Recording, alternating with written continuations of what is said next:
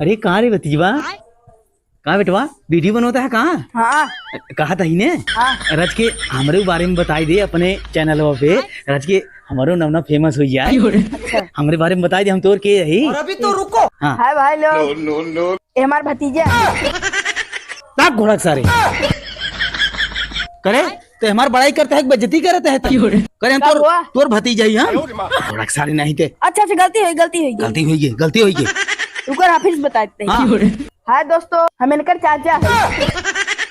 ताक घोड़क सारे करे तो बेइज्जती करता है कि हमार नाम बतावत है, फेमस करता है हमें। हम तोर काऊ लगी करे, हम तोर भतीज लागी और ते हमार चाचा लागे। घोड़क सारे नहीं थे जो राजे हमको फेमस करे रह दे। बताओ के घोड़क सारे नहीं थे। का हो मगरो अब का करबा।